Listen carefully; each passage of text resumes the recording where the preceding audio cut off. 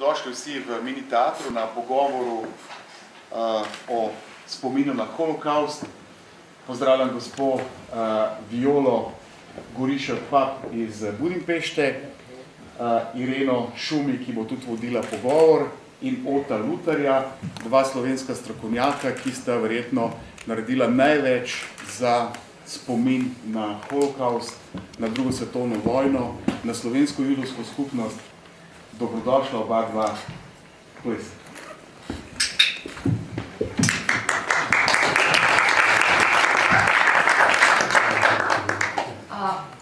Good evening to all. The first thing we need to explain is that tonight we're going to conduct this little talk in English. Why? Because our collocutor comes from Hungary, and it would have taken a lot more time to provide translations in this kind of circumstance. So please bear with us, and the moment we're done with our 4 circles of questions, we're going to ask the public to chime in. You can do that in Slovenian or any other language you will try and understand and translate. Obviously, we're missing the 4th person on the panel, which is Ms. Beata Lazar from Lendava in Ljubljana. She's a custodian and historian of the Holocaust in Prekmurje. If she should come at any point, we will be very glad. Without further ado, let me present to you the panelist from Hungary, and we agreed that we will just call each other by our first names for the rest of the evening. She's a diplomat, and she is in the cabinet of the Prime Minister of Hungary. She's a member of the delegation to IRA, as we call it, the International Holocaust Remembrance Association, that held the presidency of this international body in the past year. And on top of that, of course, she comes, as also myself, from a post-socialist country. And part of our debate, or a large chunk of our debate, will address this kind of problem. How does social memory behave in a post-socialist country, as opposed to countries that are not post-socialist? I would like to give you a little bit of a contour for this evening. Memory, a personal memory, the human capacity to remember things and to remember them accurately, is a problem in itself. It's a cultural problem, it's a problem of our nature, it's a neurological problem as we are learning more and more about it. Social memory, on the other hand, has even more problems in shaping, in maintaining, and in transgenerational succession. And when it comes to the Holocaust history, we are now approaching a time when our primary source of our social memory for the entire humanity, and especially for Europeans, is growing meager and meager by year. We have to be realistic. A time is coming where no persons who have been there, who bear witness to this unbelievable genocide in our modern times, will still be with us. The big question of Holocaust studies is precisely that. How will we maintain our memory once these people are gone? And I am going to, without any further explanations as to how people speculate about it, and it's a big question in Holocaust studies, first ask Viola to share her views on this one. I would like to welcome everyone here on the 2nd Festival of Tolerance in Ljubljana. And as the Hungarian chairmanship of the International Holocaust Remembrance Alliance, we took this Swedish chairmanship this year, last year in March, and it's for a whole year. And IRA, as an organization, is about Holocaust remembrance, education, and research. And it consists of 31 member countries, and these member countries are committed themselves to establish National Holocaust Remembrance Day and to incorporate Holocaust education in their national curriculum. And because of that, these member states, I can say that they will guarantee that the Holocaust will not be forgotten. And in IRA, there are experts and politicians working together on this. And they elaborating guidelines of remembrance and education to keep the memory of the Holocaust alive. Thank you. What are your thoughts? About the memory of the Holocaust. Well, before trying to answer this question, I'd like to take Robert to translate to the two most important historians dealing with the Holocaust. This is not true. And it's not true that we are expert on World War II. We just happened for us to be involved for the last 10 years in 13 different projects related to this question in Slovenia, starting with the question ourselves what happened to the Jewish community in Prekmurje, where there were the most of Jewish population in this country. And as Irena said, the generation that was involved in this, people who survived, this remains of generation is fading away. But I'm not so pessimistic about this, because there are a lot of very good research being done, not necessarily in Slovenia, but in the region. And more importantly, there is a lot of really brilliant literature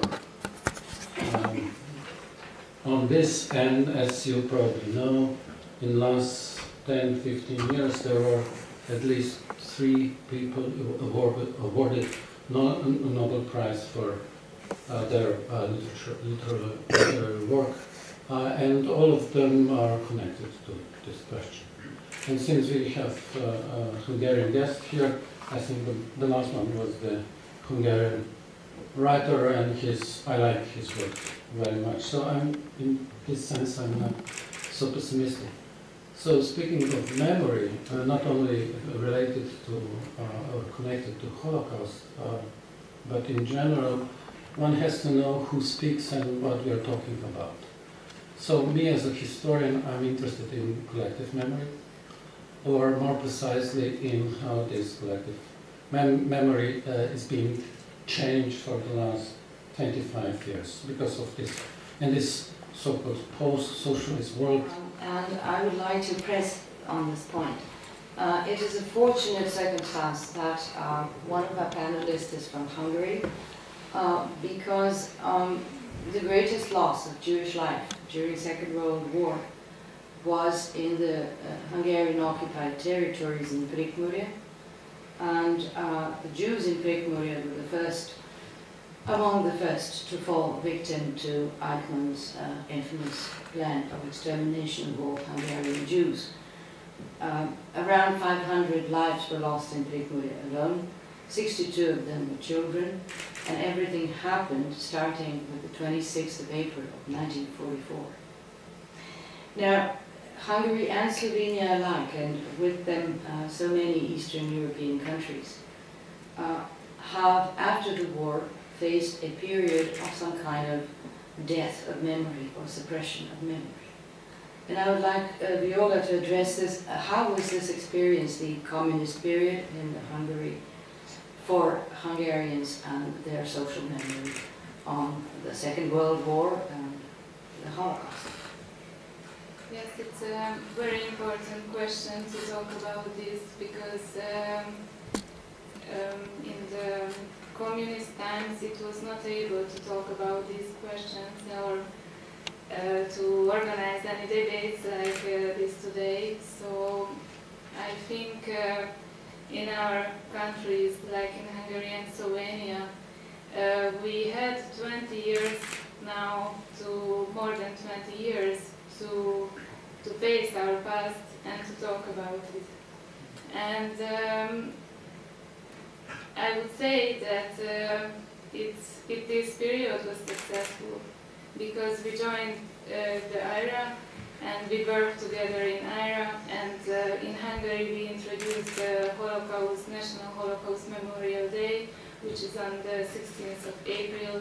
We have compulsory Holocaust education in the schools in Hungary, and we have an institution dealing with memory of the Holocaust Memorial Center. The inauguration was in 2004 of this institution. So we have done a lot, and there's still a lot to be done, but I think we are on a good way. Just to supply some context, 16th of April, of course, is the date that in Hungary is the day of remembrance of German occupation, which in fact triggered the execution of the final solution of the Jewish question. On the 26th of April, it started in Slovenia, in nowadays Slovenia. So yes, we have very close ties to Slovenia and Hungary in this period of history. And because as we came forward with these debates following the 1990s, at the same time as these questions were opening and the history had become accessible, the history that was suppressed during communist times, almost in the same moment what appeared was also what we call historic revisionism, or as our friend Michael Shafir calls it, the negationism of the Holocaust and the collaboration issue. And although there has been one among Slovenian histories, very heartfelt publications about that and public stance. Also, can you share some of that? What is the problem with historic revisionism as we know it? Yeah, as I already mentioned, this is a debate and topic that we could discuss the whole evening. There are actually two problems that I see, or processes. After 91, what we are dealing with is the so-called renationalization of the memory. If there was at one point an impression that we are moving toward the European common European memory, now it became clear that this middle phase related to national history became stronger, and I believe nobody expected. So when someone discusses this or similar issues, he or she is always concentrated in the national frame, or it's his or her own country, and with this there is sort of amnesia connected, because when, sorry to say, Hungarians speak about the Holocaust in Hungary, they mostly forget the situation in Transylvania, in Prekmurje and Međimurje, because this was not, in this case, part of the national space. No, I'm saying now this only to explain how this national bound memory works. And the other problem is the radical reinterpretation of the memory, connected with what you already explained, this with the political instrumentalization of memory, meaning changing some parts of history with political agenda. And this is going on from the Baltic states down to Bulgaria. No country in this area is an exception.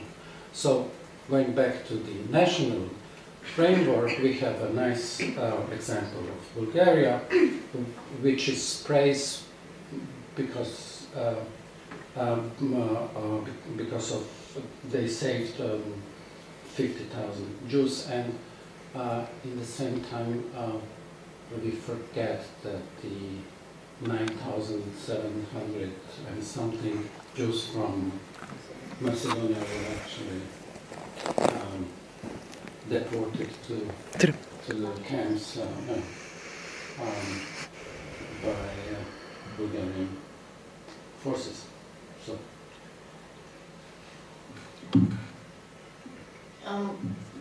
Historical revisionism, in short, is probably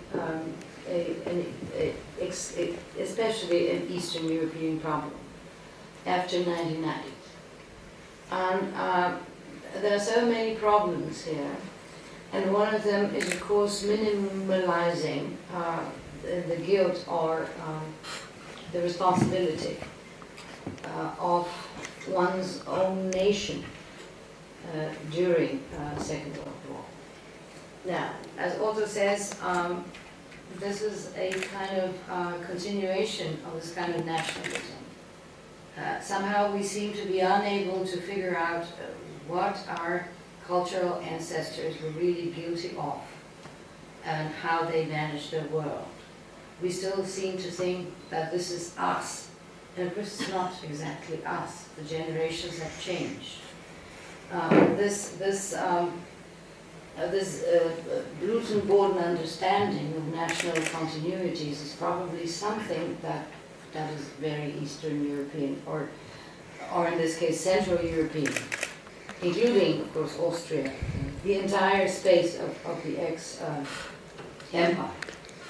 I would like to ask Viola to chime in, telling us how are these debates evolving in Hungary, who was a remnant of a big entity of the old empire.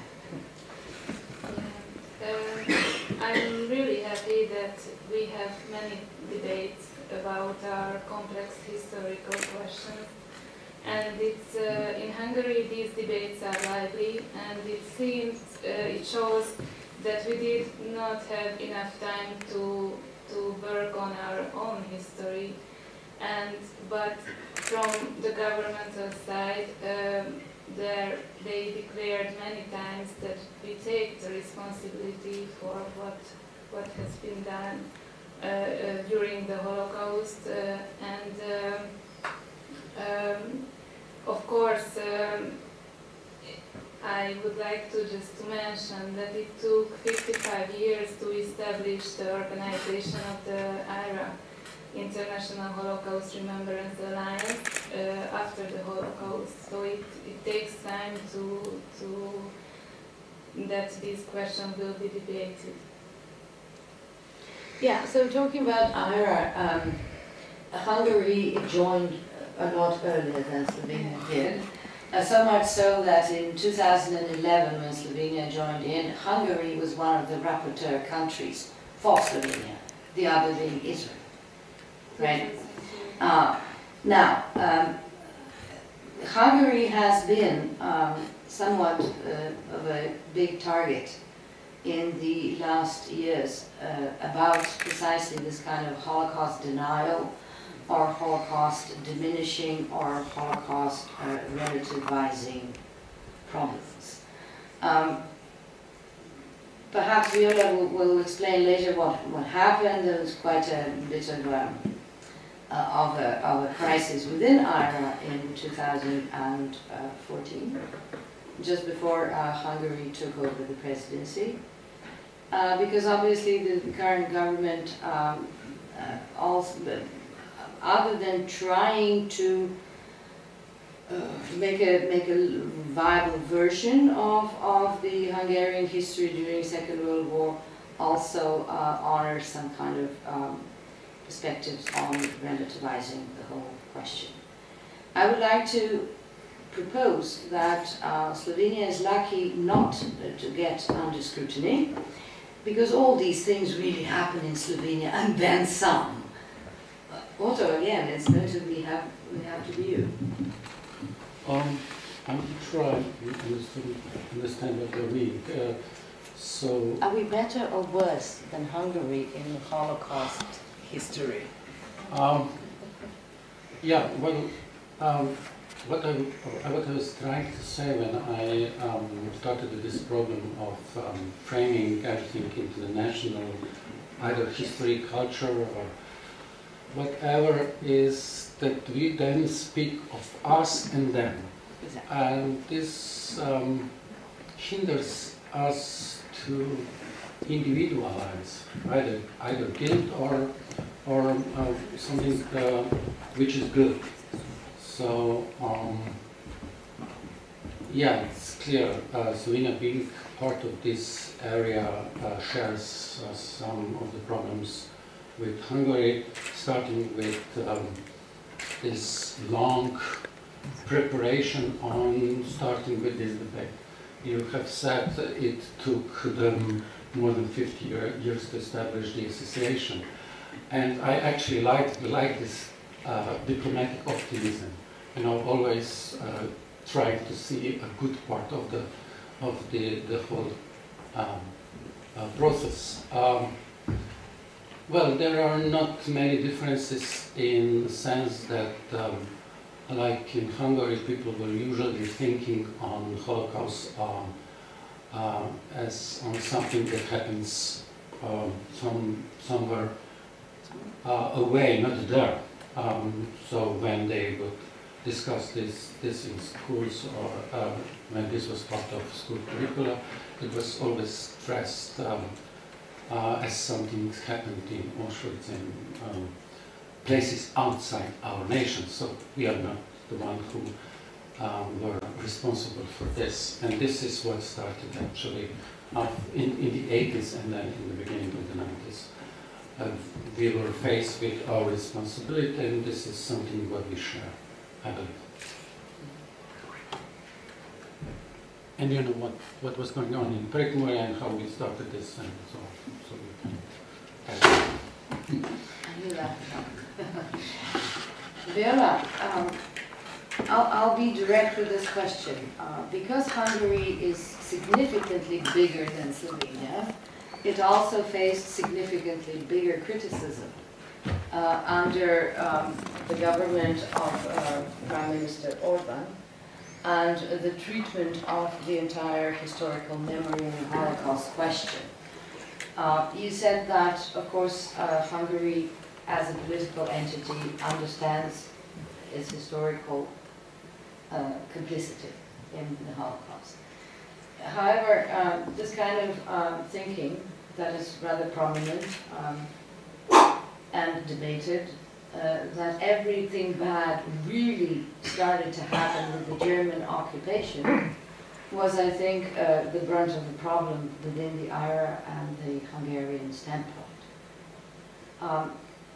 Since we're not having a political debate or a statesmanship debate or a diplomatic debate,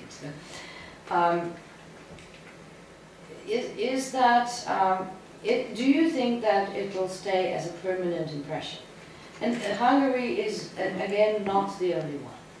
Notorious in what we tend to think of as Western Europe is, of course, our neighbor Italy. And it's been said so many times over and over that Italy never ever faced its fascist period. And it won't, and it didn't. Why do we have to face it in such a painful way, where Italy doesn't have to, for instance? What do you think causes this kind of spreading out of Holocaust interpretations? And what is the Hungarian trend here? I can say that there is no such way as Hungarian trend, but the tragedy of the Holocaust is so enormous that that's why it's a big, complex and difficult question to face with, generally saying. And I'm really happy that Hungary has the third largest Jewish community in Europe. And the debate between the Hungarian government and the Jewish communities is really lively. And there is an official roundtable had like this actually last week. I attended as well. And it gives the possibility to discuss all of the open questions and concerns of the Jewish community. So the dialogue is ongoing, and that is how we could actually face our past. That we talk about it together with our Jewish community, with our Jewish citizens. Just to briefly give you figures, including Great Muria, in Hungary, and then Hungary, during the Second World War, very nearly 1 million Jews were destroyed starting in 1944. Now, in Slovenia, the Holocaust was enormously successful. It was almost 90% of the Jewish population, pre-war Jewish population, that was utterly destroyed. We hardly have a numerous Jewish community that could successfully lead this kind of national debate on remembrance and how to keep the memory and how to keep things real and true to what happened. So perhaps in Eastern Europe, the question is not how will we remember the Holocaust once the witnesses are gone. They'll be gone from throughout Europe and the world. Perhaps the question really is, how are we going to prevent this kind of relativization of memory? And that also mentioned this eternal us and them, this nationalizing of every guilt, every responsibility. Otto, your thoughts? Well, regarding the figures, it's quite clear that having this rather small Jewish community in this rather small region does not enable us to have this discussion that would include also the Jewish community in a way that this is possible in Budapest or in Hungary in general. But what I had to think on when you were mentioning these figures and Viola was explaining the situation there, is that we can actually not imagine Budapest without Jews in any period. I mean, talking about Budapest means also a discussion on city culture, on bourgeois culture. This is what makes Central Europe a really interesting place. And the Jews were actually, as they were the most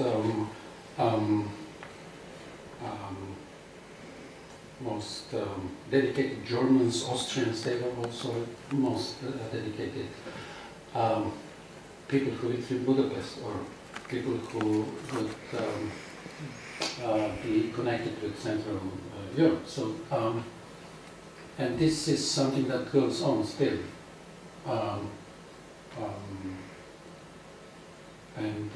Yeah, I would share this optimism with her.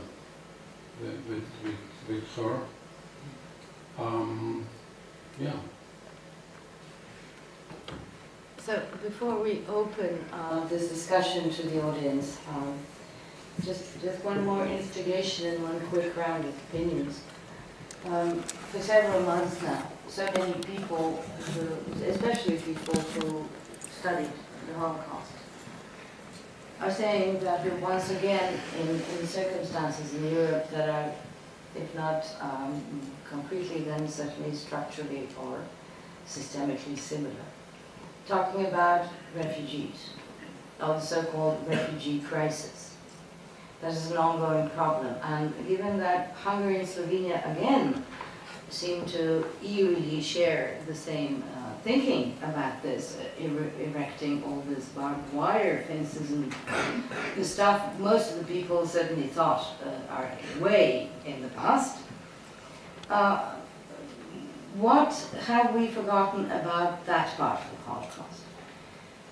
Through Yugoslavia alone, starting in 1938, over 55,000 people fled the Reich after the Anschluss of Austria.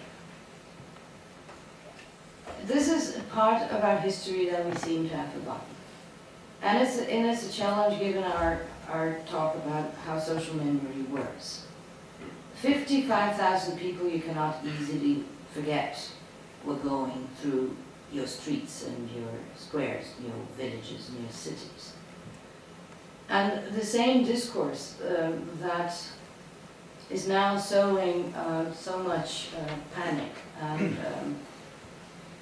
and what we call anti-Islamism and conspiracy theories about terrorism and this and that, were in fact all there in the newspapers, even in Slovenian newspapers following the Anschluss in 1938. To your opinion, Viola, is this comparison relevant? This question was debated during the second plenary session of IRA, organized in Debrecen, a Hungarian city. And of course, of course, this question is on the agenda of the IRA. And two roundtable discussions were organized about this.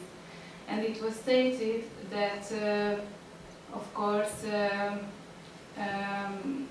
there can be parallels between the two occasions. They are not the same. And an expert group was established to work on this issue with their expertise to see what's happening. What are the similarities in Slovenia, to your mind? You mean between now and regarding the refugees? I'm actually not agree with the people who see similarities.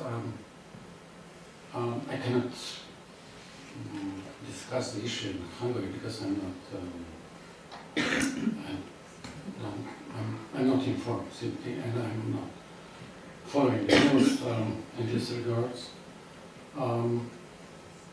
Regarding Slovenia, in my opinion, it's a question of incompetence or political incompetence, and not the similarities between that period that we are discussing here.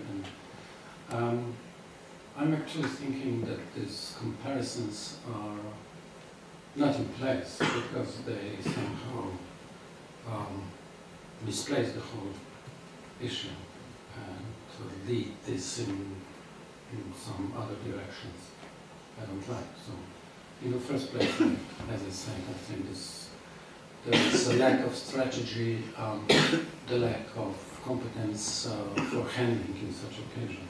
But this is not the question of Slovenia only, but this is a question of whole Europe. Coughing. It's very cold outside, and we all have trouble. The questions are open. Please chime in.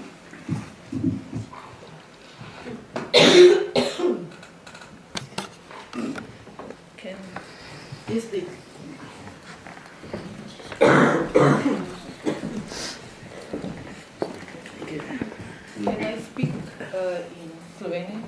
language, because my English is not so perfect. K temu slišanemu, ker je tema izginjanja spomina, sem želela dodati samo en drobec iz svoje izkušnje.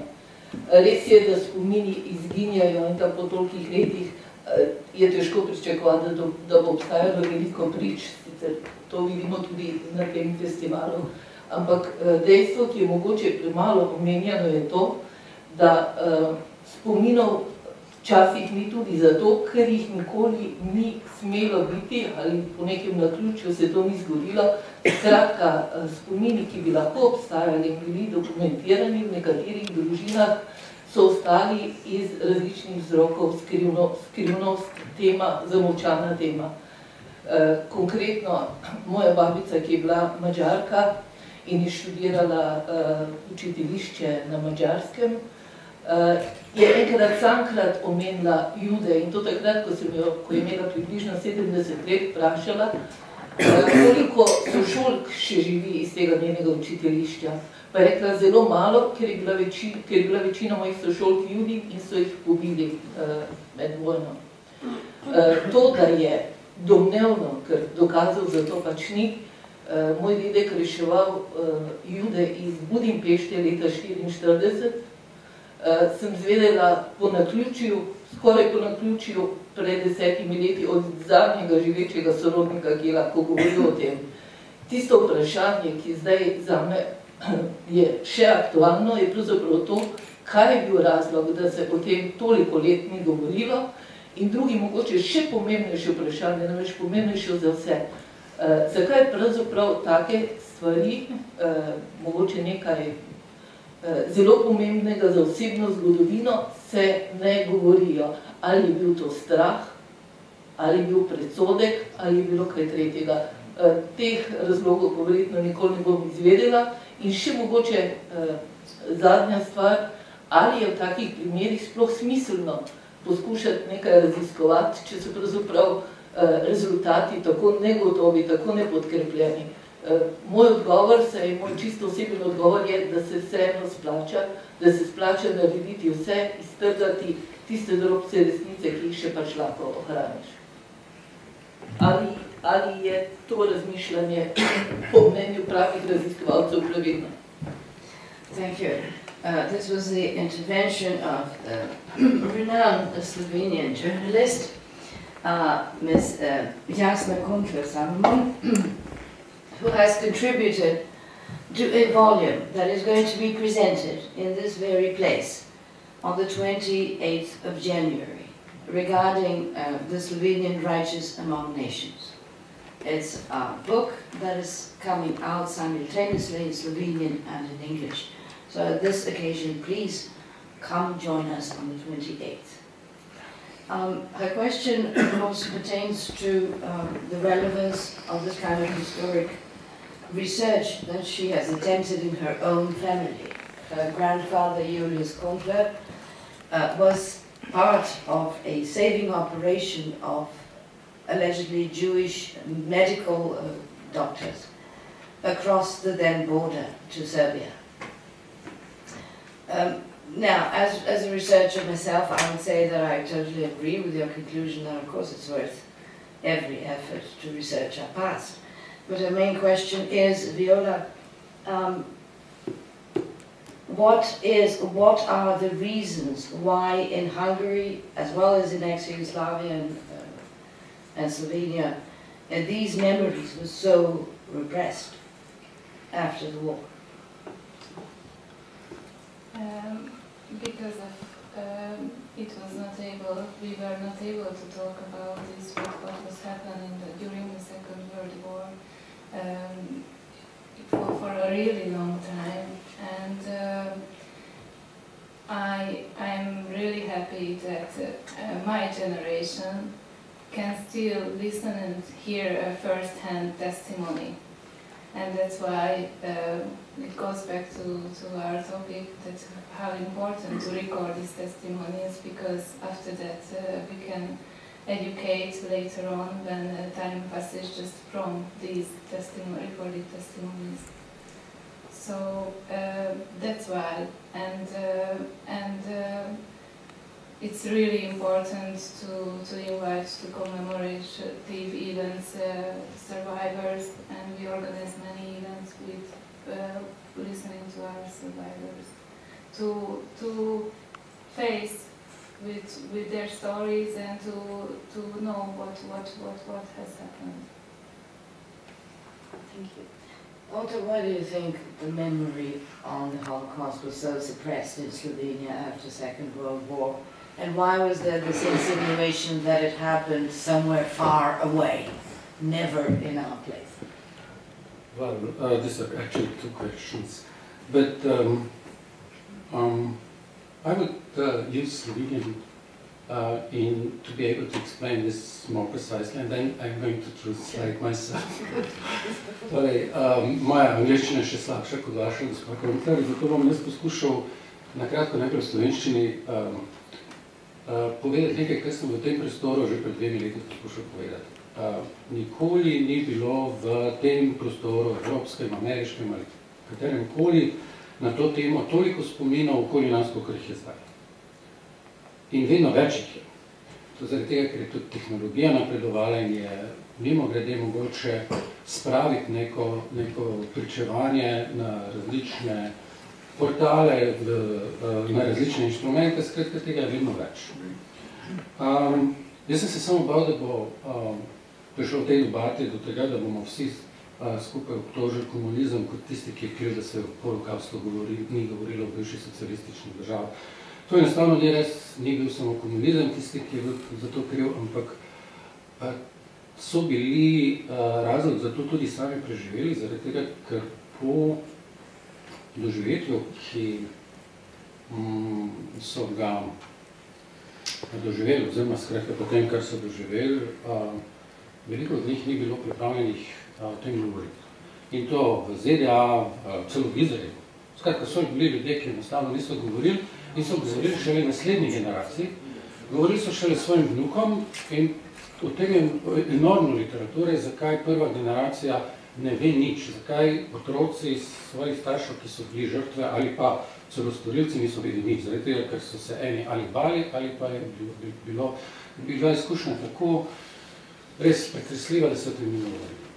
In seveda, ta tako imenovani svobodni svet, vzamemo na primer v Ameriki je bilo precej neofašističnih združb in klima ni bila vedno tako in favor tem Jewish communities. Se pravi, ljudje so bili preprosto previdni. In če spremljamo to vrstne traumatične izkušnje v obdobju dolgega trajanja, ali govorimo o 30-letni vojni v 17. stoletju ali 100-letnem vojni med Francijo in Nemčijo, še dlje nazaj, vedno so te obravnave, kakršnokoli so že teh traumatičnih dogodkov podobne. Torej, prihaja do nekega obdobja zanikanja odsotnosti tematizacije, ki se potem začne. Kdaj so pa Američani ali pa Zahodna Evropa še izvedeli, kaj se v resnici dogajalo?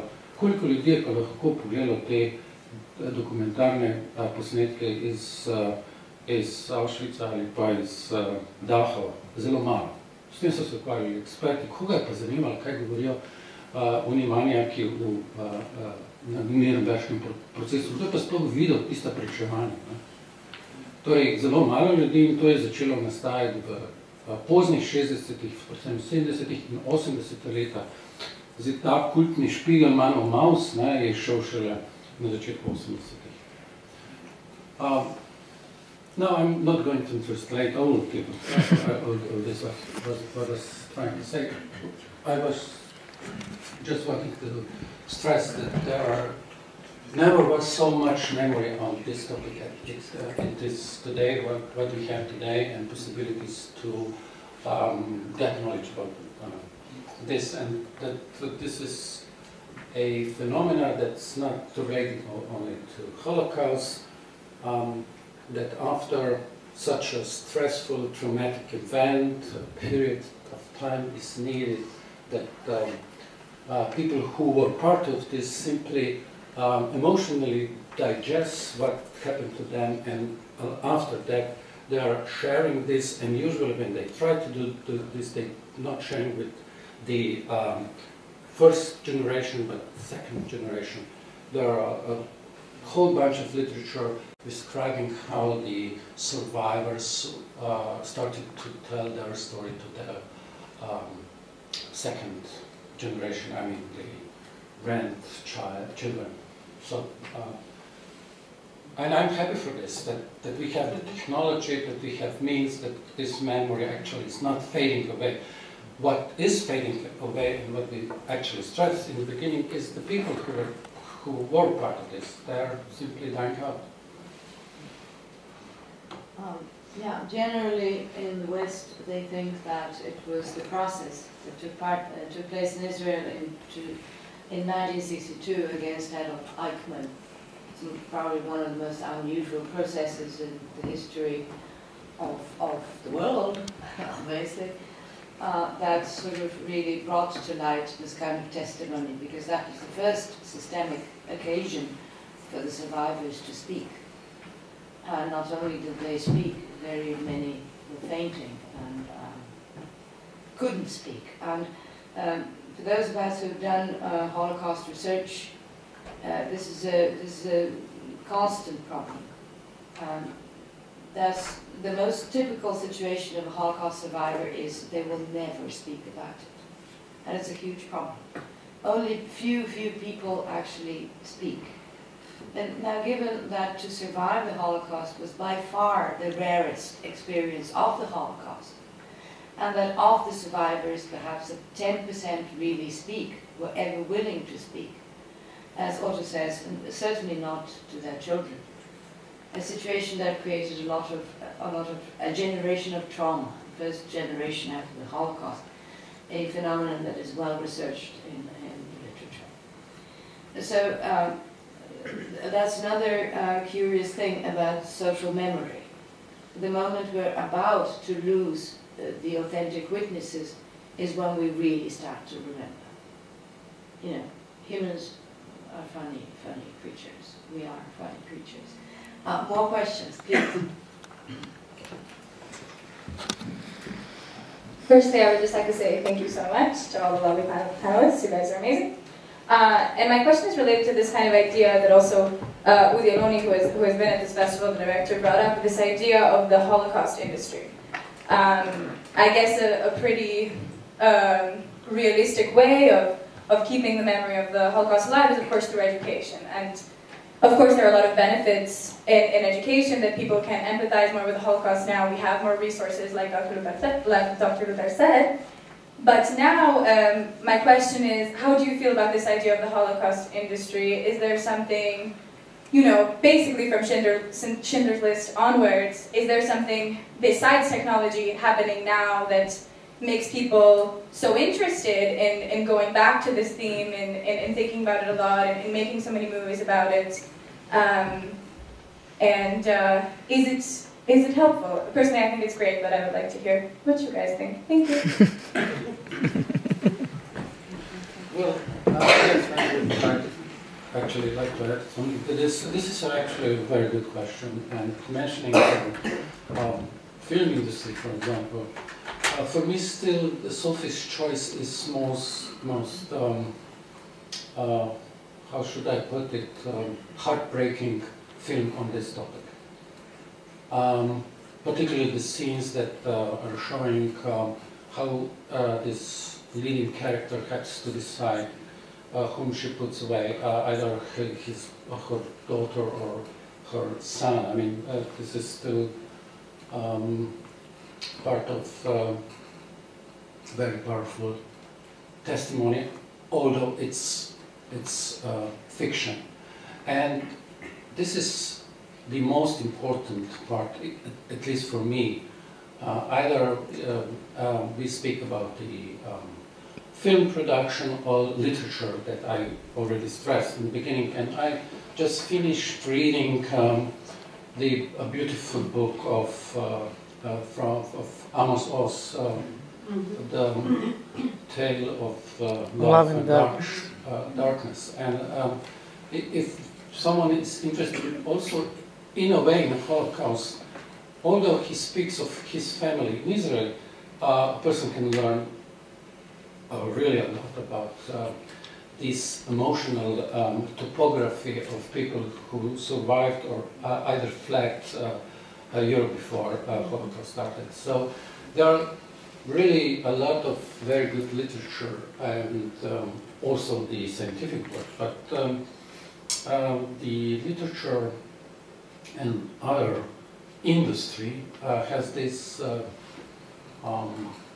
possibility to individualize this story, and this is the only way how we can actually participate in plotment of either Holocaust, or either survivor, either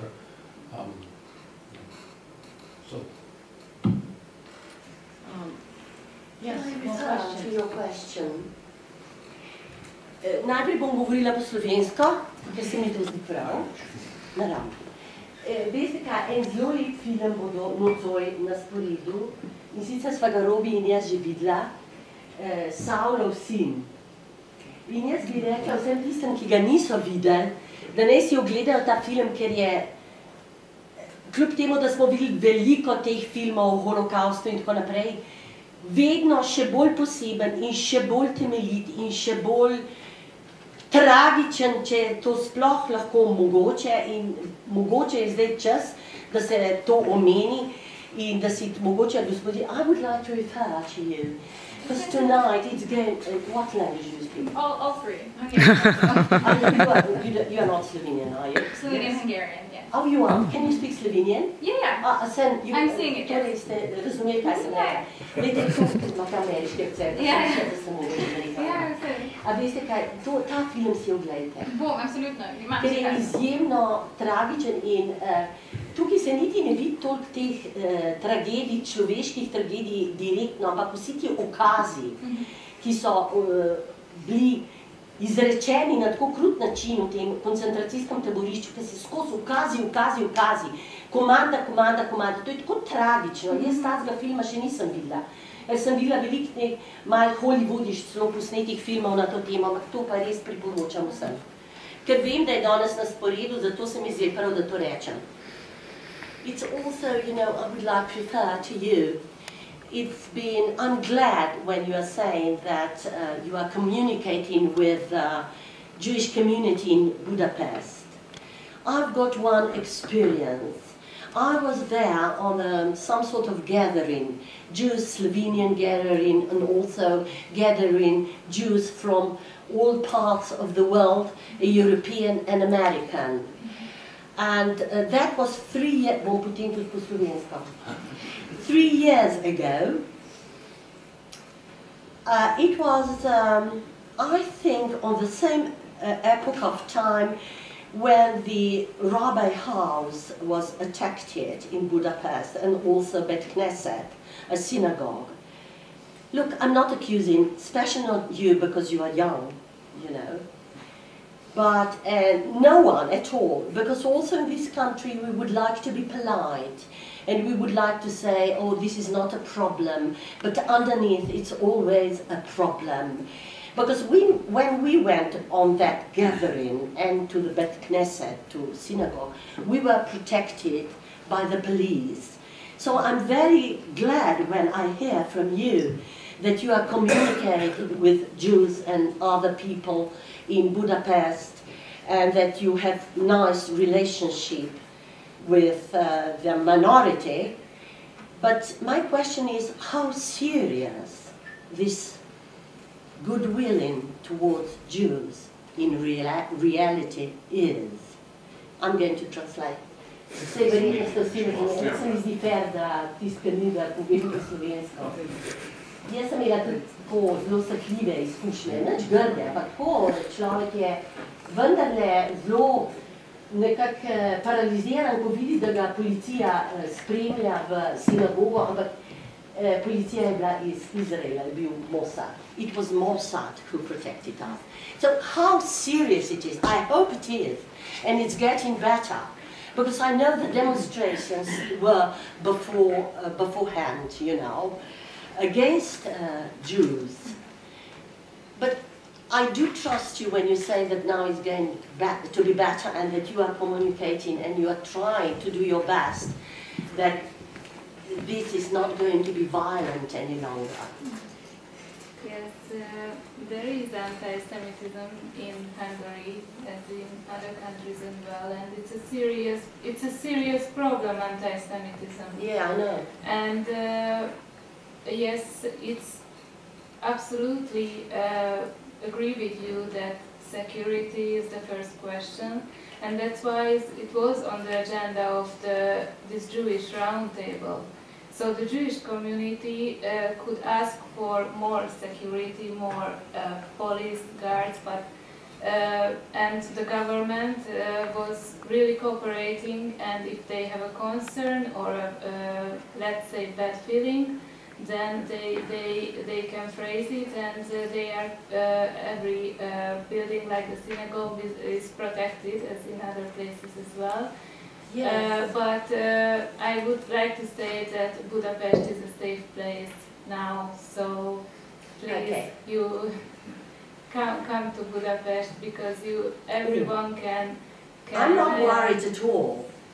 You know, I'm a very brave person. Everyone can exercise the religion freely, and there are fruitful and really lively Jewish religious and cultural life in Budapest. We have a huge festival in the summer, the Jewish Summer Festival, and many events on the streets, and they are safe, and I was participating and I could see it as well. Thank you. Thank you. You had a question? No. No? No. All right. More questions? Yes, please. Evo, just had samo komentiral bi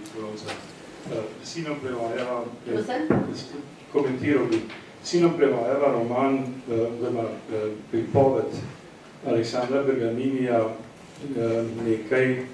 par divjih vrtnic, ki temelji na preživetju gejevskega judovskega para v teh lagerjih. In je zanimivo, v zadnjem poglavju se sreča s hčerko komandanta tega lagerja, ki je vsak večer podpisal za nekaj tisoč transporta, vendar je bil pa zelo vljuden, kulturen človek, prirejo je komorne koncerte in je odslužil na mesto 10 let, samo 4-6 let, zato ker so pričali njemu priti, ker je imeli vse, da ne bi grdo ravnali z ljudi. Torej, se pravi, mislim, tisto se mi zdi zelo važna stvar. You don't have to be a monster to do monstrous things. Se mi zdi tukaj, se mi zdi malo poudarek o načinu ravnanja je včasih napačna smer, ker se delajo zelo grde stvari, lahko so se delali tudi za zelo lep način. We are told that we have to wrap it up. Our time is up, so if there's a quick, short, one question from the audience, we'd appreciate that. Any question? Am I allowed to go again? Sorry. Yes, of course. Thank you so much. It's actually just a quick follow-up question on the Holocaust history, which is there a point where there can be a kind of level of exploitation with empathy? I think there's kind of a fine line between really showing the history accurately and making sure that people are educated and empathize, and also, you know, becoming an industry, monopolizing on that. Thank you. Well, if you ask me, of course I'm familiar with this debate. Has the Holocaust memory become commodified? Has it become a commodity, right? I would say that there's no imminent danger, because millions of people in Europe, especially people growing up, young people, have no idea about the Holocaust. So before everybody knows something about it, I wouldn't be really concerned. But I will take your question for both panelists to give the final word as well. Thank you so much. No, I actually agree with you. So. Viola. Yes, and it's very important that anti-Semitism is spreading through social media, where you don't have to write your name, you don't have to say who you are, so that's why we need to educate and to teach the truth about the Holocaust as well. And on this note, thank you all very much. It's been instructive. We learned a lot. Thank you very much. Thank you.